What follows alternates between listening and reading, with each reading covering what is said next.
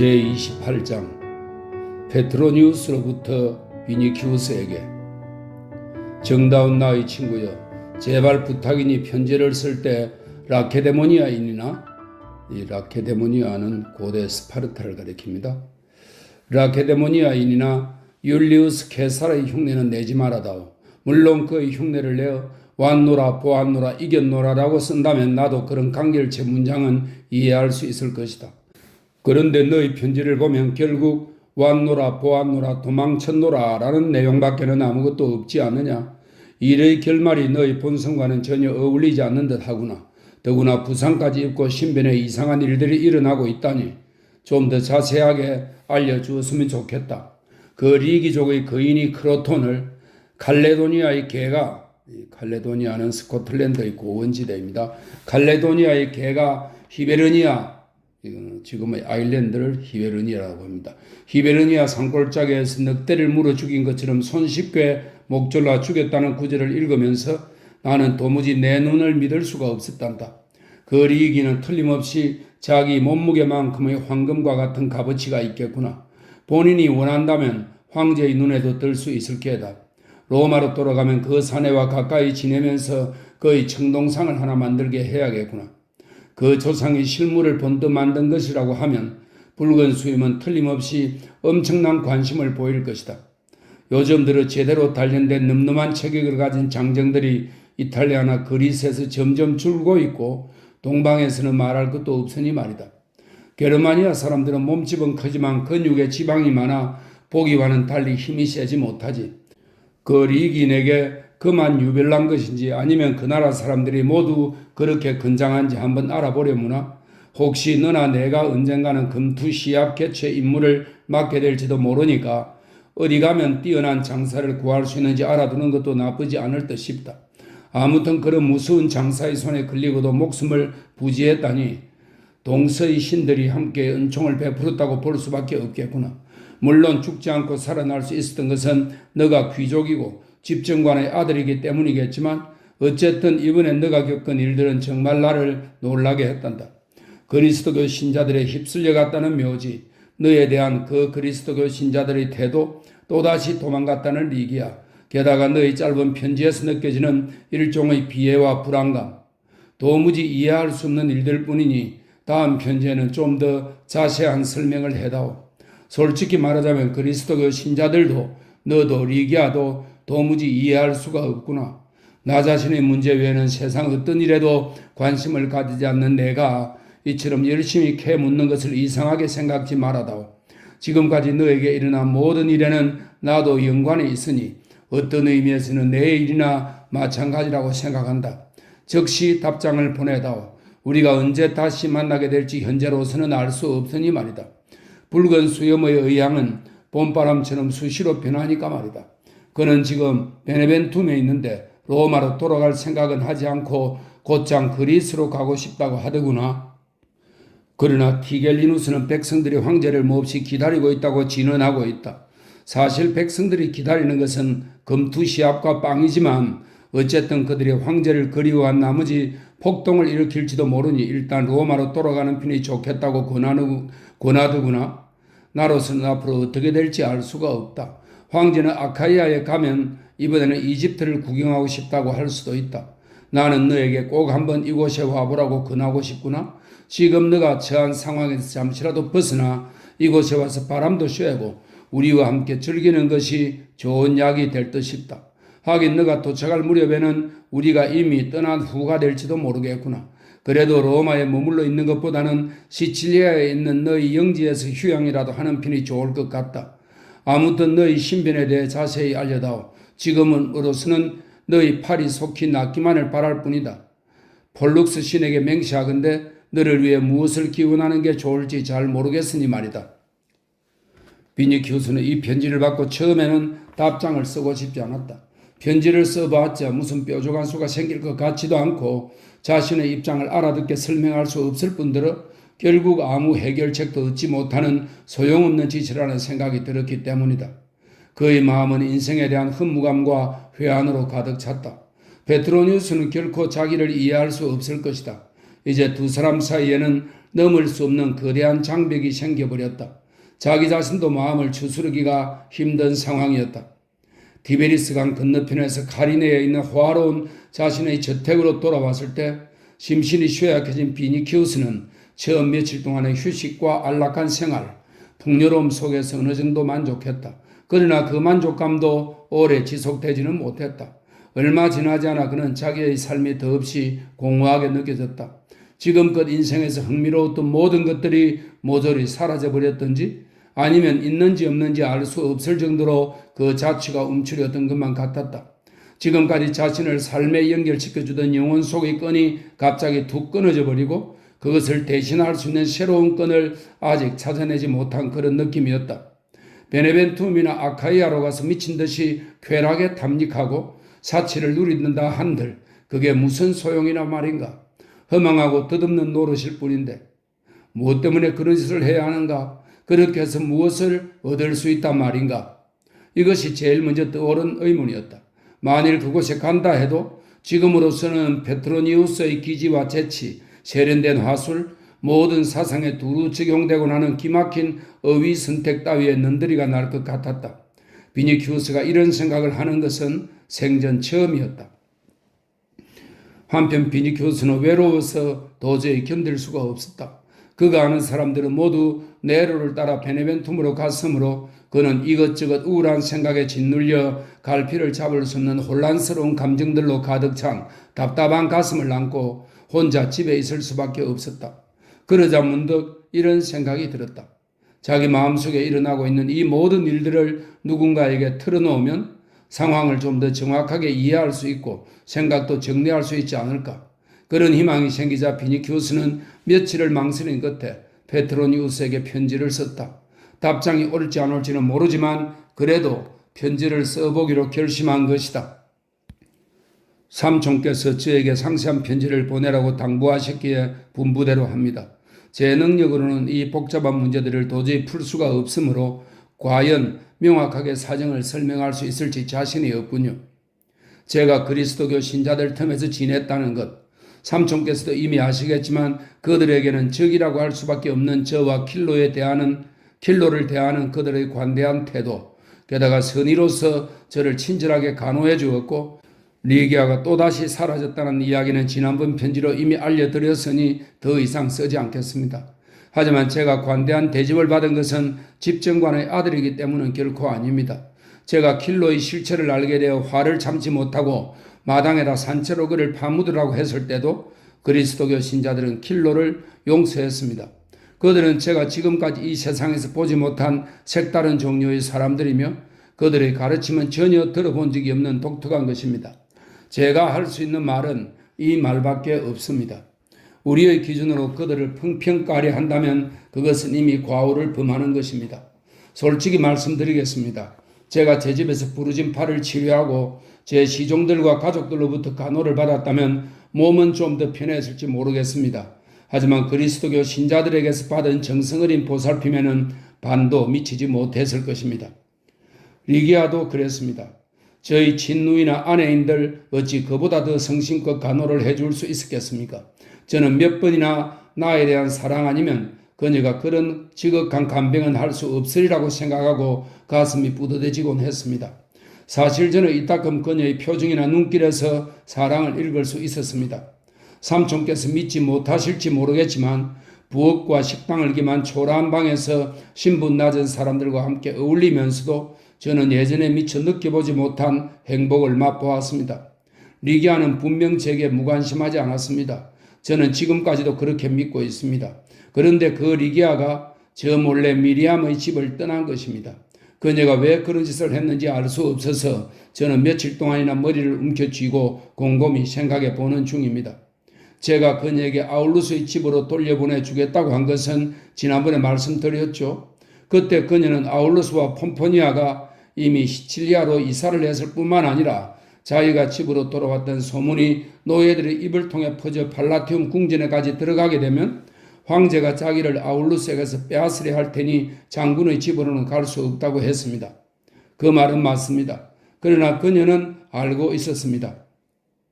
제가 더 이상 그녀를 쫓아다니지 않으리라는 것, 앞으로는 절대 폭력을 쓰지 않으리라는 것, 그녀에 대한 사랑을 도저히 억누를 수 없다는 것, 그녀 없이는 제가 살아갈 수 없으리라는 것, 화환으로 장식한 대문으로 그녀를 맞아들이고 화롯과의 양탄자를 깔아 그 위에 고이 앉힐 날만은 꿈꾸고 있다는 것. 그녀는 이 모든 것을 다 알고 있었습니다. 그런데도 그녀는 사라졌습니다. 왜 그랬을까요? 그녀에게는 이미 도망쳐야 할 아무런 위험도 없었습니다. 만약 저를 사랑하지 않는다면 거절할 수도 있었습니다. 한 가지 꼭 말씀드리고 싶은 일이 있습니다. 그녀가 사라지기 전날 저는 타르수스에서 온 바오르라는 이상한 사람과 만났습니다. 우리는 그리스도와 그의 가르침에 대해 이야기를 나누었습니다. 그의 말 한마디 한마디가 어찌나 힘차고 열정적이든지 본인이 그럴 생각이 있건 없건 간에 이 세상을 송두리째 불태워 죄로 만들 것만 같았습니다. 그 사람이 리기아가 행적을 감춘 뒤에 저를 찾아와 이렇게 말했습니다. 하나님께서 당신의 눈으로 광명을 보게 하시고 내게 그렇게 하셨듯이 당신의 눈을 가리고 있는 비늘을 벗겨내 주신다면 그때 당신은 리기아의 행동이 옳았다는 것을 깨닫게 될 것이며 틀림없이 리기아를 다시 만날 수 있을 겁니다. 제가 이 말을 듣고 얼마나 고민하고 있는지 모르실 겁니다. 그의 말은 마치 델포이의 피티아의 입술에서, 이 델포이는 아폴로 신전에 있는 그리스의 작은 도시이고요. 피티아는 신탁으로 유명한 그 신전의 여제사장입니다. 마치 델포이의 피티아의 입술에서 흘러나오는 것만 같았습니다. 그 말의 의미를 조금은 알 것 같기도 합니다. 그리스도교 신자들은 모든 인간을 사랑하지만 우리 로마인의 삶, 우리가 믿는 신들, 그리고 우리가 저지른 죄만큼은 미워하고 있습니다. 제가 그 안에 속한 사람이기 때문에 제 곁에 있으면 그리스도교 신자들이 죄악으로 여기는 생활을 함께 할 수밖에 없으므로 제게서 달아난 것이 아닐까요? 물론 리기아는 저를 거절할 수도 있었으므로 구태여 달아날 필요는 없지 않았느냐고 말씀하실지도 모르겠습니다. 하지만 그녀도 저를 사랑하고 있다면 어떨까요? 그런 경우라면 어떻게든 그 사랑을 피하려고 하지 않았을까요? 이런 생각이 들어 저는 로마의 모든 거리에 노예들을 보내어 집집마다 다니며 리기아여 돌아와 주오 하고 외치게 하고 싶었습니다. 아무튼 그녀가 무슨 이유로 제 곁을 떠났는지 저도 정확한 영문은 모르겠습니다. 저는 그녀에게 그리스도를 믿지 말라고 할 생각은 주어도 없습니다. 아니, 저희 집 아트리움에다 그리스도를 위한 제단을 만들어도 좋다고 생각하고 있습니다. 새로운 신이 하나 늘어난다고 해서 무슨 손해를 보겠습니까? 지금까지도 오래된 제 신들을 제대로 섬기지도 않았는데 리기아의 신을 믿지 못할 이유가 어디 있겠습니까? 그리스도교 신자들은 절대로 거짓말을 하지 않습니다. 이것만 확실히 단언할 수 있습니다. 그들은 자신들의 신이 죽었다가 다시 살아났다고 이야기합니다. 사람이라면 죽음에서 살아날 수가 없습니다. 타르수스에서 온 바오르라고 하는 사람은 로마 시민입니다만 유대 출신입니다. 그는 고대 히브리 문헌에 통달한 사람인데 벌써 수천 년 전부터 그리스도가 이 세상에 오신다는 것을 선지자들이 예언했다고 제게 알려주었습니다. 이것은 분명 보통 일이 아닙니다만 우리 주변에도 가끔씩 신기한 일들이 일어나지 않습니까? 예를 들어 티아나의 아폴로니우스에 대한 얘기는 아직도 꾸준히 사람들의 입에 오르내리고 있으니까요. 바오르의 설명에 의하면 우주에는 오직 유일한 신만 있을 뿐이지 신들의 무리가 있는 것이 아니라는데 저도 그 말에는 동의합니다. 세네카도 비슷한 의견을 가지고 있고 그 전에도 그런 견해를 가진 사람이 꽤 많았습니다. 그리스도는 실제로 존재했고 이 세상을 구원하기 위해 십자가에 못 박혔으며 그 후에 죽음에서 부활했습니다. 그것은 모두 사실이며 굳이 그 사실에 반대할 특별한 이유나 근거가 제게는 없습니다. 따라서 그 신을 위해 제단을 만들면 안 될 까닭도 없습니다. 그렇지 않아도 세라피스를 위한 제단을 하나 만들려던 참이었으니까요. 이성이 있는 사람이면 도저히 믿을 수 없는 오래된 신들을 저버리는 것은 어쩌면 당연한 일이 아니겠습니까? 그러나 그리스도교 신자들에게는 그것만으로는 부족한 듯합니다. 그리스도를 숭배하는 것만으로는 충분하지 않으며 그의 가르침대로 살아가지 않으면 안 된다는 것입니다. 그것은 마치 바닷가에 서 있는 사람에게 물 위를 걸어가라고 하는 것이나 다름없다고 여겨집니다. 따라서 제가 그들에게 그렇게 하겠다고 약속을 한다 해도 그들은 제 말을 허황된 것으로 밖에 여기지 않을 것입니다. 바오르는 분명히 제게 그렇게 말했습니다. 삼촌께서는 제가 리기아를 사랑하고 그녀를 위해서라면 못할 일이 없다는 것을 아실 겁니다.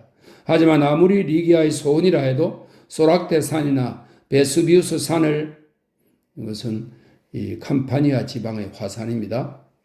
베수비우스 산을 어깨에 짊어지거나 트라시메누스 호수를, 이탈리아 동북부에 있는 큰 호수입니다. 트라시메누스 호수를 손바닥 위에 올려놓을 수는 없습니다. 제 검은 눈동자를 리기족과 같이 푸른색으로 바꿀 수도 없는 노릇이고요. 리기아가 원한다면 뭐든지 다 해주고 싶지만 제 능력을 벗어나는 일이니 어떻게 실행하겠습니까? 저는 철학자는 못 되지만 외삼촌께서 가끔 지적하시는 것과 같은 멍청한 인간은 아닙니다. 그러니 제 말을 잘 들어주시기 바랍니다. 저는 그리스도교 신자들이 어떻게 살아가는지 전부는 모릅니다만 아무튼 그들의 종교가 세상에 널리 펴지면 로마의 지배권은 무너지고 말 것이라는 것만은 확실합니다. 로마는 망할 것이고 우리가 지금까지 지켜던 생활 방식도 완전히 바뀌게 될 것입니다. 승리자와 패배자, 부자와 가난한 자들, 주인과 종의 구별이 없어질 것입니다. 모든 권위도 무너지고 황제도 법률도 세상의 모든 질서도 다 사라질 것입니다.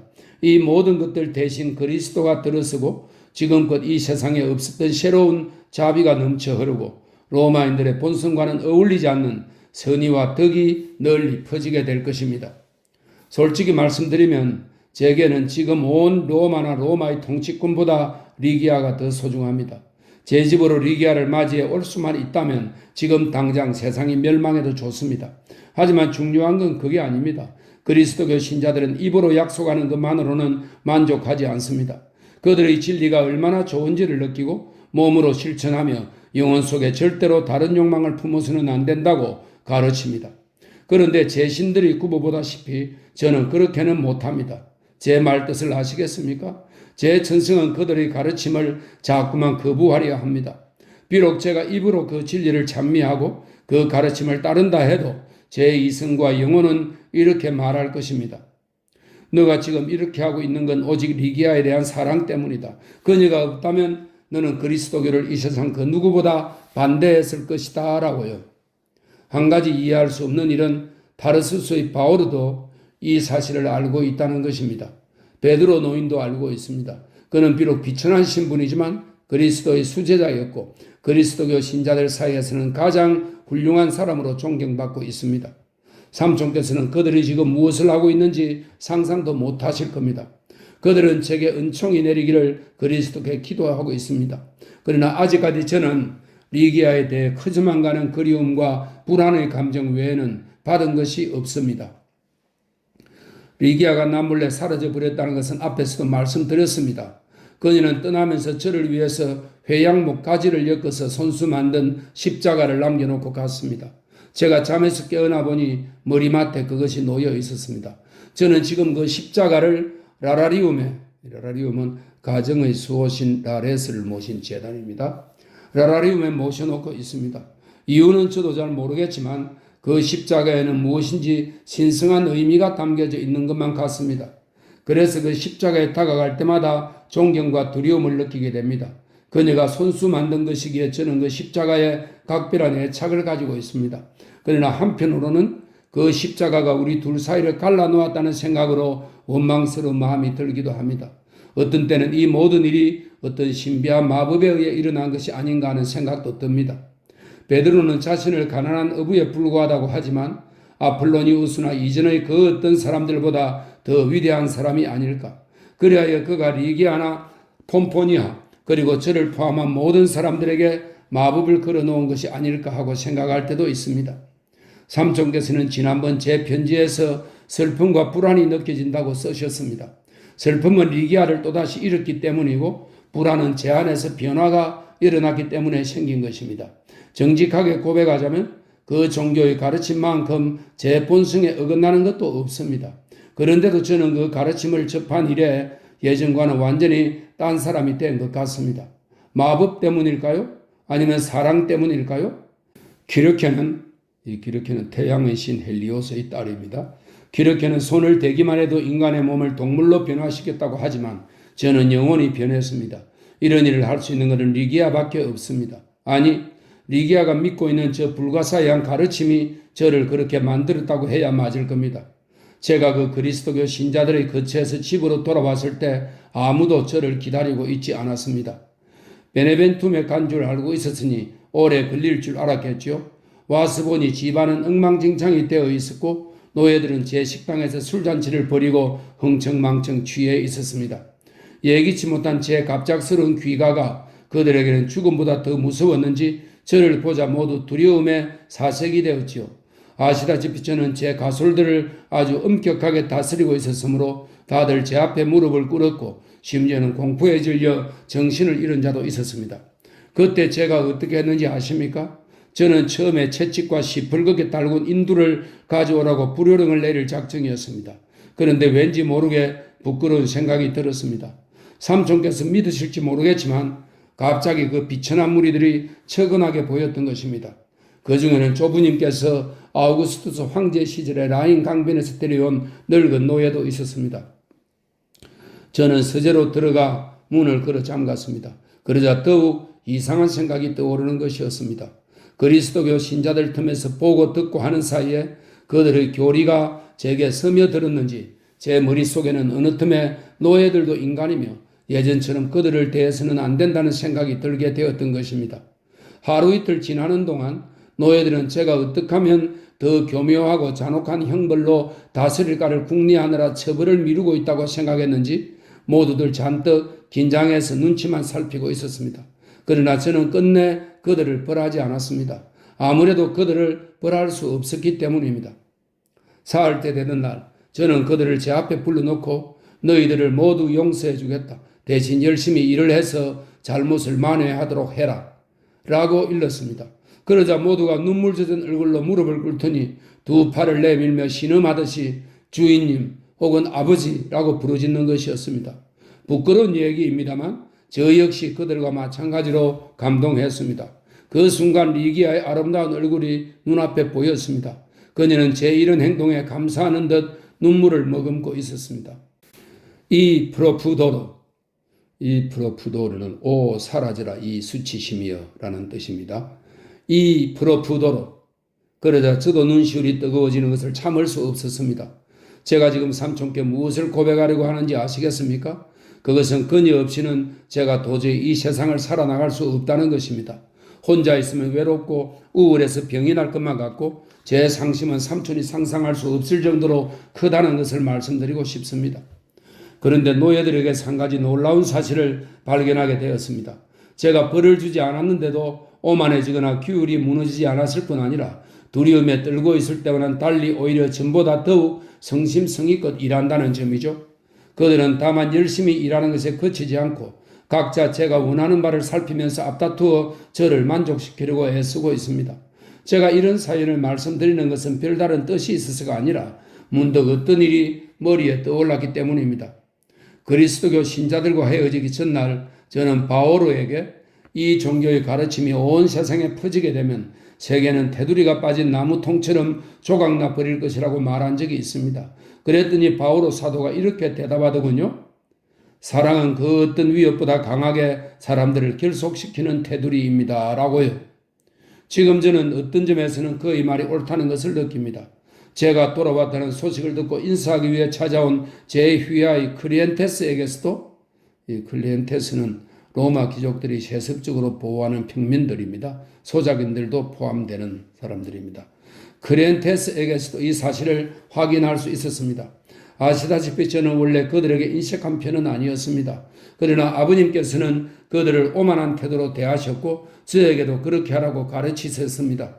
그런데 지금은 그 헤어진 외투와 굶주린 모습을 보고 있노라면 딱한 생각이 듭니다. 그래서 그들 모두에게 먹을 것을 주고 그들과 얘기를 나누며 어떤 사람에게는 다정하게 이름을 불러주고 어떤 사람에게는 처자식에 대해 물어보기도 했습니다. 그러자 저는 그들이 눈물을 글썽이는 것을 보았습니다. 만약 리기아가 그 장면을 보았다면 좋아하면서 칭찬했을 것이라는 상상도 했습니다.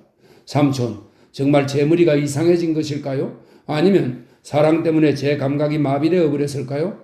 저는 정말 모르겠습니다. 제가 아는 것은 그녀가 항상 멀리서 저를 지켜보고 있으며 그녀의 마음을 아프게 하거나 슬프게 해서는 안 된다는 것입니다. 그렇습니다, 삼촌. 그들이 제 영혼을 바꾸어 놓았습니다. 때로는 행복을 느끼다가도 때로는 제가 예전의 사나이다운 패기와 불타는 정열을 다 잃어버린 것이 아닌가. 원로원이나 법정, 향년은 말할 것도 없고 싸움터에서도 쓸모없는 인간이 되어버린 것은 아닌가 하고 고민할 때도 있습니다. 정말 마법에 걸려들고 말았나 봅니다. 제가 얼마나 변해버렸는지 알려드리기 위해서 부상당에 누워있을 때 제 머릿속에 떠오른 생각을 말씀드리겠습니다. 그것은 만일 리기아가 니기디아나 포페아, 크리스피닐라 그리고 우리가 알고 있는 다른 이혼녀들처럼 방탕하고 사악하고 경박한 여자였다면 저는 지금처럼 그녀를 사랑하지는 않았으리라는 것입니다. 우리 두 사람을 갈라놓은 바로 그 원인 때문에 그 여자를 사랑하고 있으니 제 영혼이 얼마나 혼란스러운지 제가 어떤 암흑 속에서 헤매고 있는지 앞날을 예측할 수 없어 어떻게 방황하고 있는지 어디서부터 시작해야 좋을지 몰라 얼마나 갈팡질팡하고 있는지 삼촌께서는 대충 짐작하시리라 믿습니다. 만일 인생을 샘물에 비유하자면 제 샘물은 이미 오래전에 메말랐으며 오직 불안과 근심만 솟아오르고 있다고 할 수 있습니다.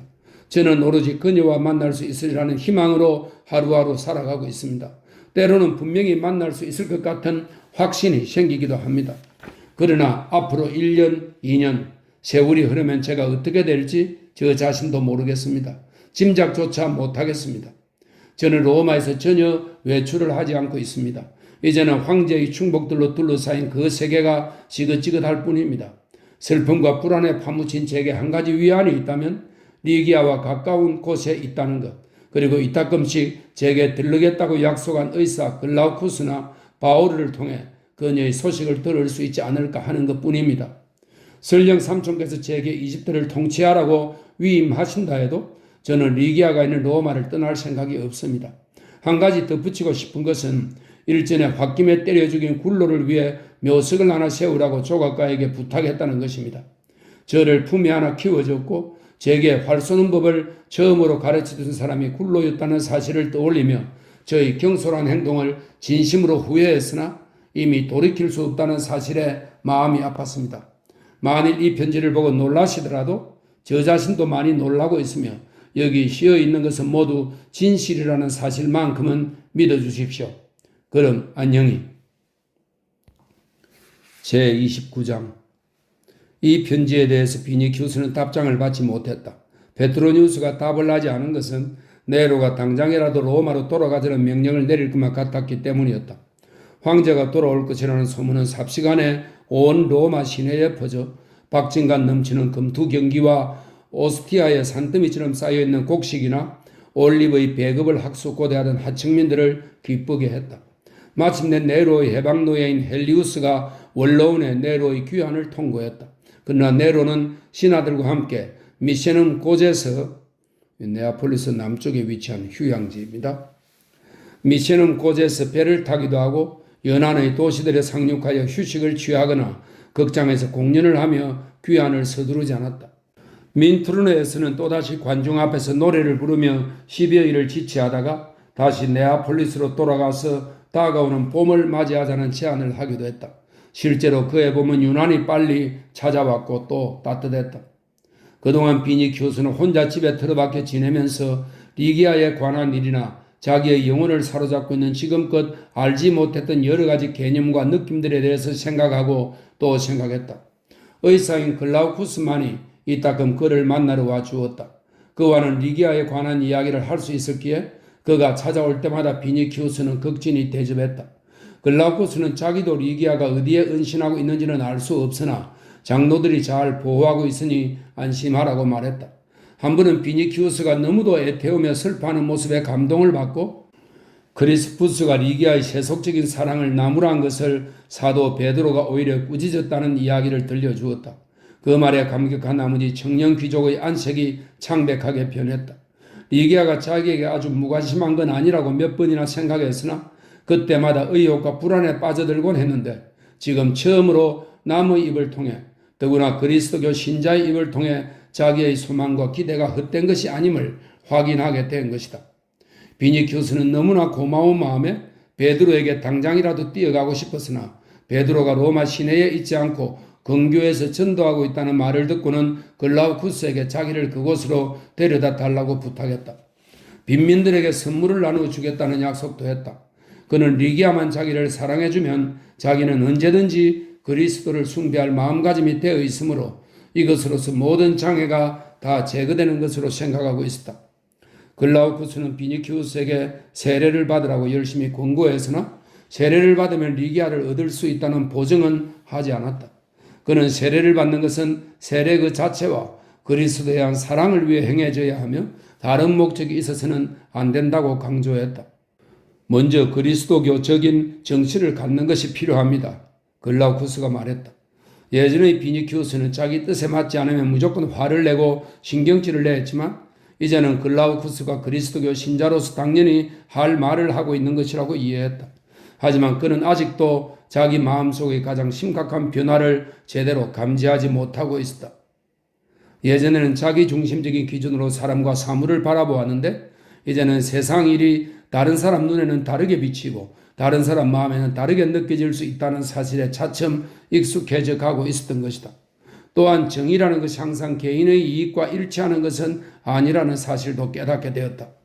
비니키우스는 때때로 바오르를 만나고 싶은 생각이 들었다. 바오르의 설교는 그의 마음에 호기심과 경외심을 동시에 불러일으켰던 것이다. 그러면서도 머릿속으로는 바오로의 가르침에 대한 반론을 세워버리고 안간힘을 썼다. 이처럼 그의 머리는 바오로에 맞서려고 했으나 가슴은 그를 만나 이야기를 들어보고 싶은 바람으로 가득 차 있었다.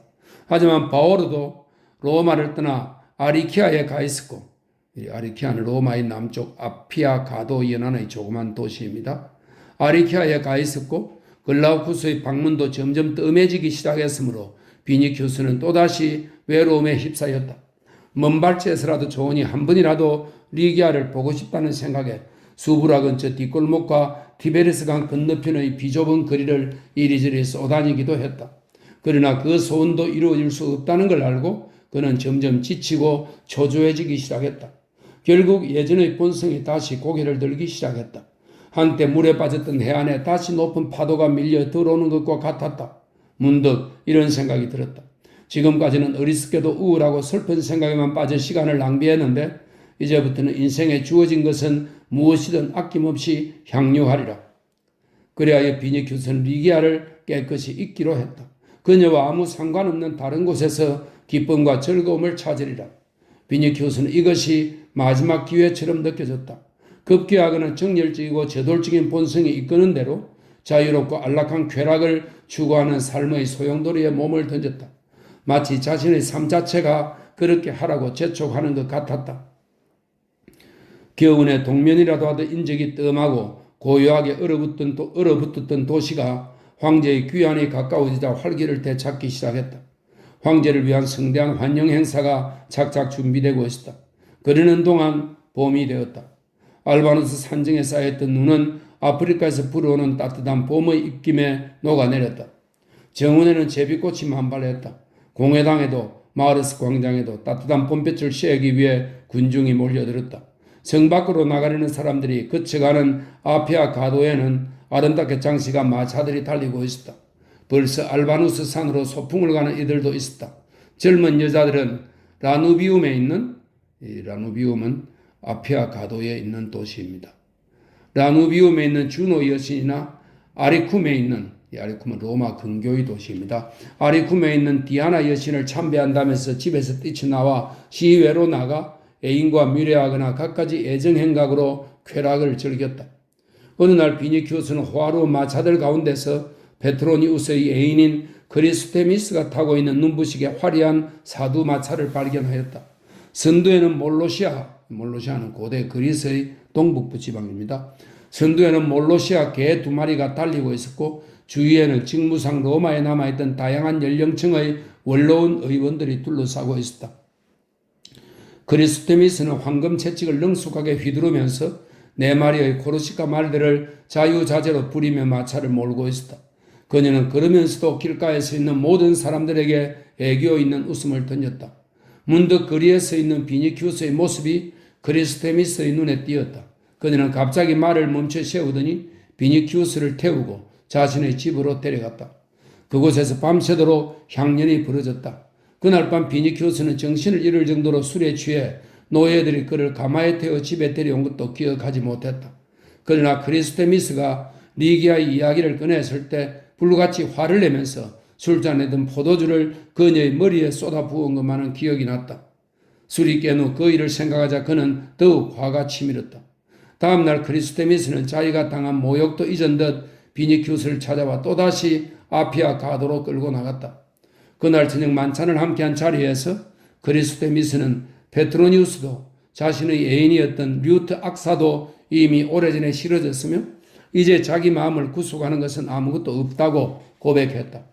그 후 일주일 동안 두 사람은 함께 붙어 다녔으나 그 관계가 오래 지속되지는 않았다.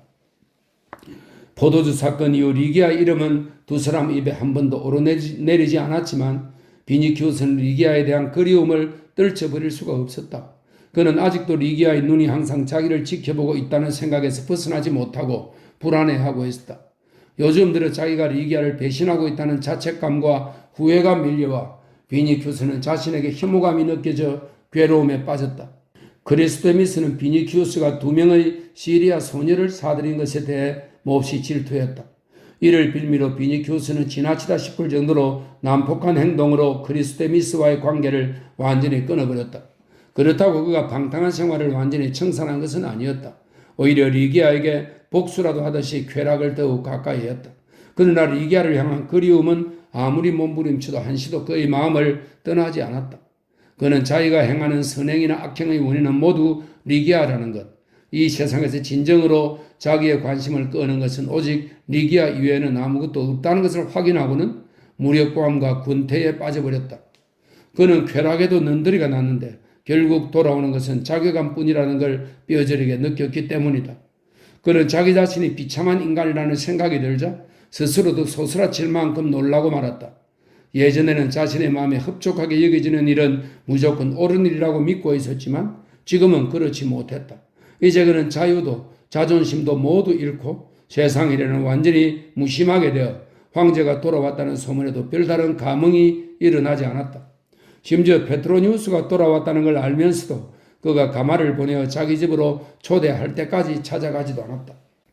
오랜만에 페트로니우스를 만나 각별한 대접을 받으면서도 비니키우스는 여러 가지 질문에 내키지 않는 듯 억지로 대답할 뿐이었다.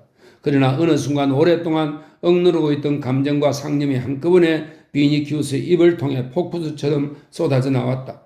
리기아를 찾아 헤매던 일, 그리스도교 신자들과 함께했던 생활, 그곳에서 보고 들은 일들, 가슴속에 떠오른 갖가지 생각 등을 상세하게 털어놓았다. 마지막으로 자기는 혼돈에 빠져 마음의 평정을 잃어버렸고 사물을 구별하는 분별력과 판단력도 마비되고 말았으니 어찌하면 좋겠느냐고 하소연을 했다.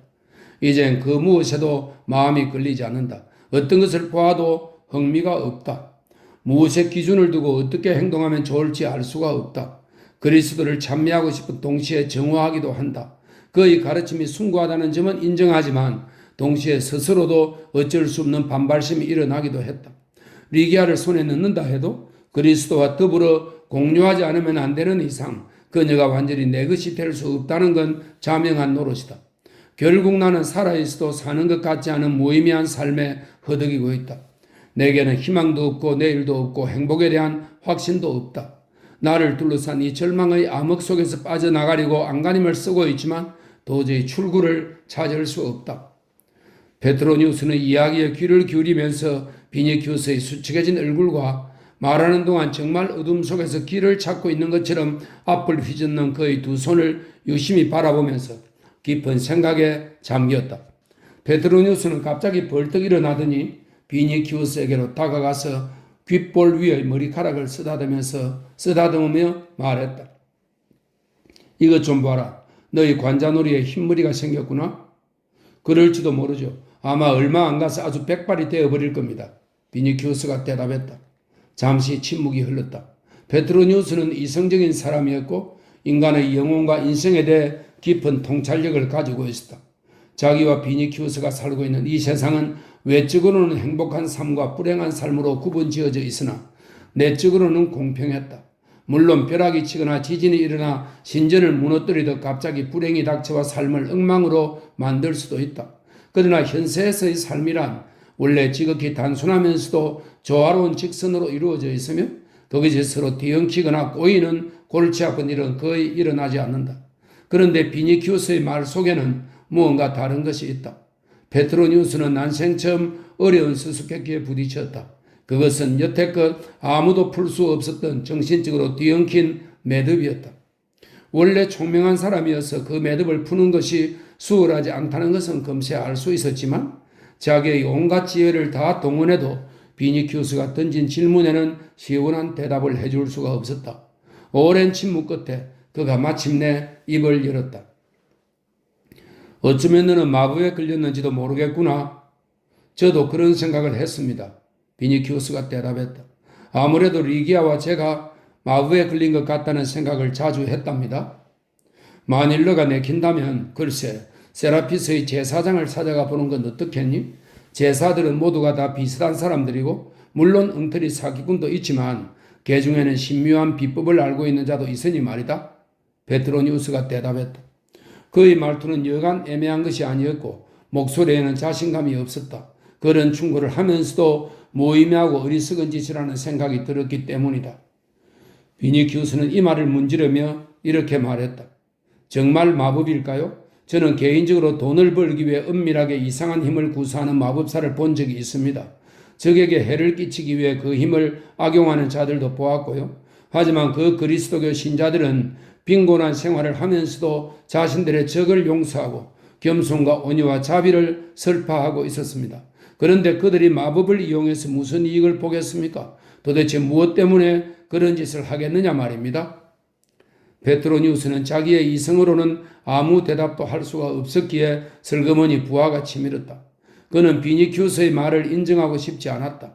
그러나 어쨌든 무엇인가 대답을 해야겠기에 이렇게 말했다. 그것은 새로운 종파다. 그리고 잠시 후 말을 이었다. 파포스의 숲에 사는 여신을 두고 맹세하건대 비너스를 가리킵니다. 파포스의 숲에 사는 여신을 두고 맹세하건대 그런 종파들은 모두 인생을 파멸로 몰아넣는단다. 너는 그들이 선량하고 덕이 높다고 감탄하고 있으나 내 생각으로는 그들은 못된 인간들이다. 말하자면 그들은 인생의 적이요 종기나 죽음 그 자체란 말이다. 그렇지 않아도 지금 우리의 삶엔 적이 얼마나 많은데 거기다 그리스도교 신자들까지 보탤 필요는 없지 않겠니? 자, 한번 생각해 보자꾸나.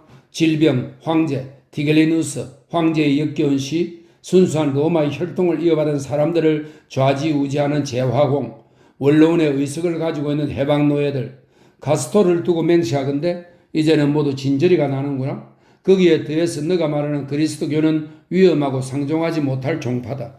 너는 슬픔에서 벗어날 수 있도록 최소한 향락에 취해버리고 노력은 해보았니? 네, 그랬었죠. 비니키우스가 대답했다. 그랬을 테지. 이놈, 이 배신자야. 노예들 사이에 소문이 자자하더구나. 너가 먼저 크레스티미스를 유혹했다고? 베트로니우스가 웃음을 터뜨리며 말하자 비니키우스는 어처구니 없다는 표정을 지으며 손을 내저었다. 어쨌든 고맙구나. 베트로니우스가 말했다.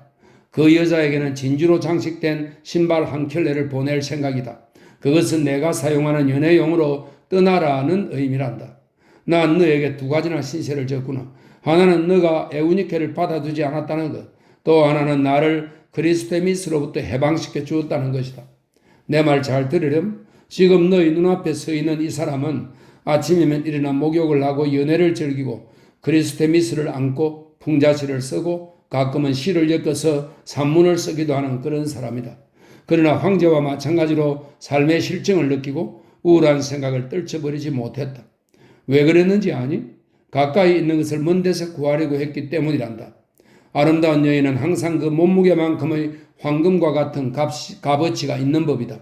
그러나 미인인데다가 남자를 사랑해주는 여자를 위해서는 베레스의 재물을, 이 베레스는 BC 1세기 시칠리아의 지방장관인데 부정하게 돈을 착취한 혐의로 퀴케로의 탄핵을 받은 인물입니다. 그러나 미인인데다가 남자를 사랑해주는 여자를 위해서는 베레스의 재물을 몽땅 바쳐도 아깝지 않지. 나는 요즘 이런 생각을 한단다. 인생을 행복으로 가득 채우리니 마치 이 세상에서 제일 귀한 포도주를 술잔에 가득 부어 손이 마비되고 입술이 창백해질 때까지 마시는 것처럼 그렇게 마음껏 즐기자. 나중에 어찌 되든 알 게 뭐냐. 이것이 내 새로운 철학이란다. 늘 삼촌께서 말씀하시던 것과 마찬가지 아닙니까? 뭐 별로 새로울 것도 없는걸요? 지금까지는 내 이론에 알맹이가 없었는데 비로소 그게 생겼단 말이다. 베드로니우스는 이렇게 말하며 에우니케를 불렀다. 잠시 후 하얀 옷을 입은 금발의 에우니케가 나타났다. 그녀는 이제 예전의 노예가 아니라 사랑과 행복의 여신으로 변해 있었다. 자, 이리 오너라. 그러자 에우니케가 달려와서 베드로니우스의 무릎에 앉아 두 팔로 그의 목을 끌어안으며 가슴에 머리를 파묻었다. 비니큐스는 그녀의 뺨이 선홍색으로 빛나고 두 눈은 안개 속을 헤매는 듯 몽롱해지는 것을 보았다. 두 사람은 한데 어우러져 사랑과 행복으로 가득 찬 눈부신 한 쌍의 조상이 되었다. 베드로니우스는 탁자 위에 놓인 나지막한 화병에서 제비꽃을 한 줌 꺼내들고는 에우니케의 머리와 가슴에 뿌렸다. 그리고 그녀의 어깨에서 튜닉을 벗겨내리며 이렇게 말했다. 이런 아름다운 육체 속에 감추어진 연정을 발견한 나는 참으로 행운하라고 생각한다. 때로는 우리 두 사람이야말로 한 쌍의 사랑의 신이 아닐까 하는 생각이 들기도 한단다. 자, 보아라. 브렉시텔레스도, 미로도, 스코파스도, 그리고 리스푸스도 이처럼 완벽한 조각품을 만들 수 있었겠는지. 파로스나 펜텔리쿠스, 파로스는 에게해에 있는 섬이고 데리스기 많이 나는 산지입니다. 그리고 펜텔리쿠스는 아테네 북동쪽에 있는 산인데 이 산도 데리스크로 유명하다고 합니다. 파로스나 펜텔리쿠스를 다 뒤져도 이처럼 따뜻한 체온과 아름다운 장밋빛을 머금은 사랑스러운 대리석상은 찾아낼 수 없으리라. 세상에는 꽃병의 가장자리에 입맞추고 좋아하는 놈들도 있지만 나는 손에 잡히는 가까운 곳에서 쾌락을 누리고 싶구나. 그는 에우니케의 어깨와 목에 입술을 갖다 댔다. 에우니케는 황홀한 듯 몸을 떨면서 눈을 깜빡였다. 잠시 후 페트로니우스는 행복에 기운 얼굴을 들더니 비니큐스에게 말을 걸었다. 자, 너가 말하는 저 음침한 그리스도교 신자들과 이 여자를 한번 비교해 보렴. 그래도 차이점을 발견할 수 없다면 얼마든지 그들과 어울려도 좋다. 이런 광경을 보면 너의 병도 좀 나아지겠지. 비니키우스가 숨을 들이마시자 방 안에 가득 차있던 제비꽃 향기가 코로 스며 들어왔다. 저렇게 리기아의 어깨에 입술을 댈 수 있다면 비록 신에 대해서는 불경스러운 행위일지라도 그 다음에는 세상이 무너져도 좋을 만큼 벅찬 환희를 느낄 것이다. 마음속에 떠오르는 것을 금세 의식하는 버릇 있는 비니키우스는 지금 이 순간에도 자기가 오로지 리기아만을 생각하고 있다는 것을 깨달았다. 베트로니우스가 말했다.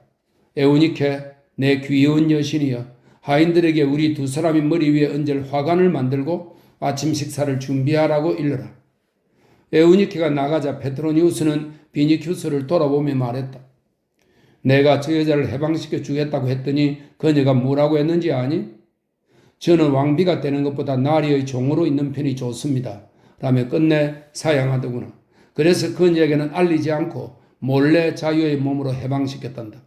법무관에게 부탁해서 그녀가 출두하지 않아도 일이 처리될 수 있게 미리 조치했지. 그녀는 아직도 그 사실을 모르고 있다. 내가 죽으면 너에게 줄 예정인 갯마를 제외하고, 갯마는 인장으로도 쓰이는 가문의 반지입니다. 갯마를 제외하고 이 집과 모든 보석을 차지하게 된다는 것도 모른단다. 베트로니우스는 벌떡 일어나 방 안을 서성거리며 말했다. 사랑은 사람을 변하게 만들지. 물론 사람에 따라 어느 정도 차이는 있지만 말이야. 나도 변했다. 예전에 나는 베르베나 냄새를 좋아했지만 에우니케가 제비꽃을 좋아하므로 어느새 나도 제비꽃 향기가 좋아졌지. 금년봄부터 우리 두 사람은 제비꽃 향기만 맡고 있단다. 그는 비니큐스 앞에 멈춰서서 물었다. 그래, 너는 어떠니? 지금도 여전히 나아드 향내를 좋아하니? 제 이야기는 그만둡시다. 젊은이가 말했다. 내가 너에게 에우니케를 보여주고 그녀의 이야기를 한 것은 어쩌면 너도 가까운 곳을 보지 못하고 구태여 먼 곳에서 찾아 헤매는 것이 아닌가 싶기 때문이다. 아마 너희 노예들이 그 사는 방 어딘가에서 너 때문에 가슴 조이고 너 때문에 고동치고 있는 순진하고 충직한 심장을 발견할 수 있을 거야. 너희 상처에는 그런 고약이 제격이지. 리기아가 너를 사랑한다고? 그래, 사실일지도 모르겠다. 그러나 체념하는 사랑도 사랑이라고 할 수 있을까? 그것은 사랑보다 더 강한 무엇인가가 그녀를 사로잡고 있다는 의미가 아니겠니? 뭐 아무튼 리기아는 에우니케가 아니니까. 비니키우스가 대답했다. 하여튼 저는 모든 것이 괴롭습니다. 삼촌께서 에우니케의 어깨에 입 맞추시는 것을 보면서 만일 리기아가 저에게 그렇게 어깨를 내어준다면 그 다음에는 이 세상에 몽땅 사라져버린다도 상관없을 것 같다는 생각이 들었어요. 그러나 저는 그런 생각을 품은 것만으로도 베스타 여제사를 범하거나 신성 모독죄를 저지른 듯한 죄책감을 느꼈습니다. 물론 리기아는 에우니케와는 다르죠. 그러나 저는 그 차이에 대해서 삼촌과는 다른 견해를 가지고 있어요. 사랑은 삼촌의 후각을 변화시켰고 그래서 삼촌은 베르베나보다는 제비꽃 향기를 더 좋아하시게 되었습니다. 그러나 제게는 영혼의 변화가 일어났습니다.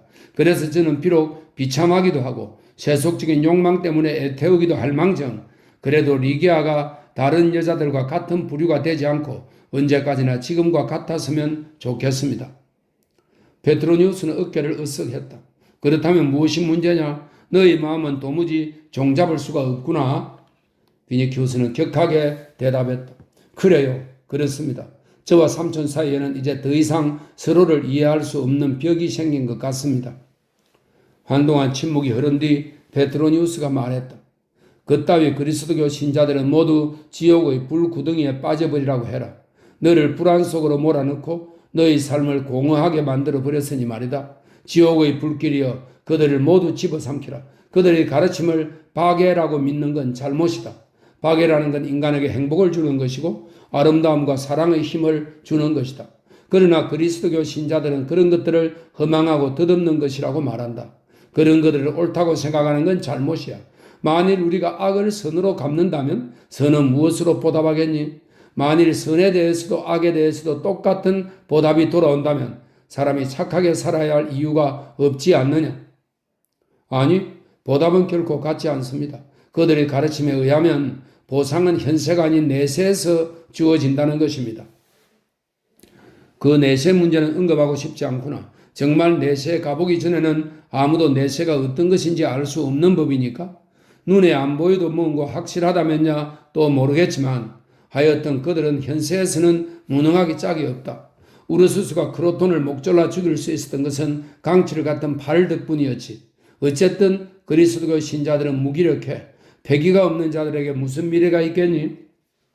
그들에게 있어서 참 생명은 죽음과 더불어 시작된다고 합니다. 그것은 낮과 밤이 더불어 시작되는 것과 마찬가지이지. 도대체 너는 리기아를 빼앗아올 생각이 있기는 한 거냐? 아니요. 저는 그녀의 선의를 악으로 갚을 생각은 없습니다. 그런 짓은 하지 않겠다고 맹세했습니다. 그러면 그리스도교의 교리를 받아들일 생각이냐? 그렇게 하고는 싶지만 제 타고난 성품이 저항하고 있습니다. 리기아를 잊을 수는 있겠니? 아니요. 그럴 수 없습니다. 그럼 여행을 해보는 것이 좋겠구나. 이때 노예들이 들어와서 식사 준비가 다 되었다고 알려왔다. 식당으로 향하면서 베트로니우스가 벼랑간 좋은 생각이라도 난 듯 말했다. 너는 세계 여러 곳을 돌아다녔다. 하지만 그것은 군인으로서 임무를 수행하기 위해 목적지를 향해 서둘러 움직인 것이지 한가한 여행은 아니었지. 우리와 함께 아카이아로 가자꾸나. 황제는 지금 여행 계획에 들떠 있단다. 그는 여행 도중 여러 곳에 들러 노래 부르고 꽃다발을 받고 신전을 약탈하고 마침내 개선장군처럼 당당하게 이탈리아로 돌아오고 싶은 거야. 네로는 마치 바쿠스와 아폴로가 한 몸뚱이가 된 것 같이 행동할 것이다. 남녀 조신들의 무리와 수천 명의 기타라 연주자들이 모두 따라갈 테니 세상에 그렇게 화려한 구경거리는 다시 없을걸. 식당에서 베트로니우스는 에우니케를 자기 옆에 앉혔다. 노예가 아내몬의 화관을 머리 위에 씌우는 동안에도 베트로니우스는 말을 계속했다. 너는 코르블루 장군과 함께 다닐 때 어디 좀 둘러본 곳이 있느냐? 하긴 뭘 제대로 보았을 리가 없지. 그리스의 신전들을 두루 살펴본 적은 있니? 나는 여러 차례 안내자를 바꾸가며 2년 이상이나 돌아다녔다. 크로이소스 유적이 있는 로도스에는 가본 적이 있느냐? 나는 포키스의 파노페에 가서 프로메테우스가 진흙으로 빚어 만든 인간의 조상을 보았고 스파르타에서는 레다가 나왔다는 거대한 알도 보았지. 그리고 아테네에서는 말굽으로 만든 사르마티아풍의 갑옷을 보았고 에우보이아에서는 아가멤논의 전함과 헬레네의 왼쪽 가슴을 본떠서 만든 둥근 금속 술잔을 구경했다. 너는 알렉산드리아 거리와 멤피스와 피라미드와 이시스가 오리시스의 죽음을 슬퍼하며 잡아뜯은 머리카락을 본 적이 있느냐? mem논의 신음소리는 들어보았니? 세상은 넓다. 티베리스 강 건너에서 모든 것이 다 끝나는 건 아니야. 나는 황제와 함께 떠나겠지만 돌아올 때는 일행과 헤어져서 키프루스 섬으로 갈 작정이다. 여기 이 금발의 여신이 파포스에 가서 나와 함께 비너스에게 비둘기 한 쌍을 바치고 싶어 하거든. 내 여신의 소원이니 꼭 들어주어야 하지 않겠니? 저는 나리의 노예일 뿐이에요. 에우니키가 말했다. 페트로니우스는 화관선 머리를 에우니키의 가슴에 기대며 흐뭇하게 미소 지었다. 그렇다면 나는 노예의 종이로구나. 나의 여신이여, 나는 너를 머리부터 발끝까지 찬미하노라. 그리고는 비니키우스에게 말했다. 우리와 함께 키프루스 섬에 가자. 그러나 그보다 앞서 황제를 아려내야 한다는 걸 잊어서는 안 된다. 황제가 돌아왔는데 아직까지도 찾아가서 문안을 하지 않은 것은 큰 잘못이야. 티겔리누스는 그것을 빌미로 너에게 좋지 못한 일을 꾸밀지도 모른다. 너한테 개인적인 원한이 없겠지만 너가 내 조카이기 때문에 달갑게 여기지는 않을 테니까. 아무튼 그동안 너가 병으로 누워있었다고 말해두겠다. 참, 황제가 너에게 리기아에 대해 물어보면 어떻게 대답할 것인지 미리 생각해 두어야 한다. 가장 좋은 답은 손을 마구내에 저으면서 실증이 날 때까지 그녀를 데리고 있었다고 말하는 것이다. 그러면 황제는 틀림없이 그대로 믿을 게다.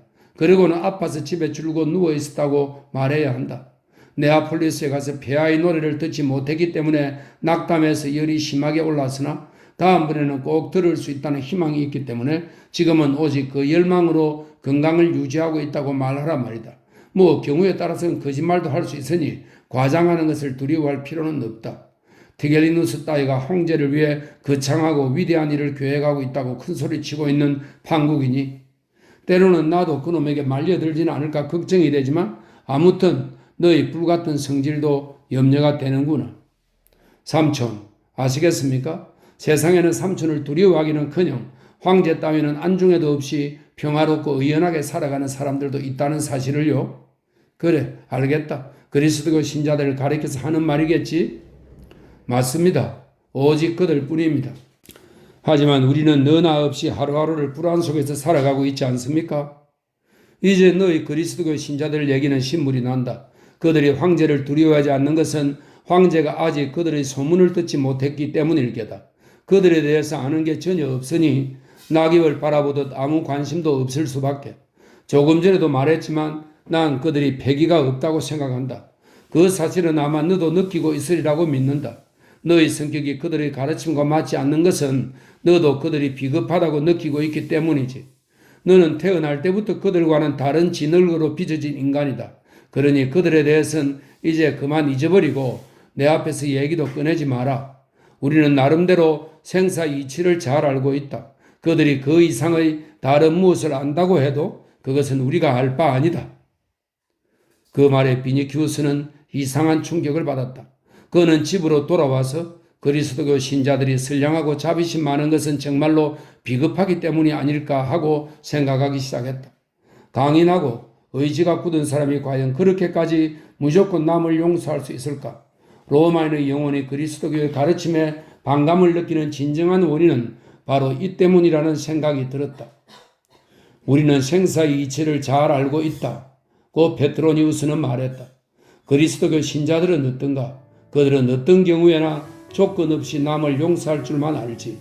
참다운 사랑도 참다운 정오도 모르고 있는 것이 아닐까?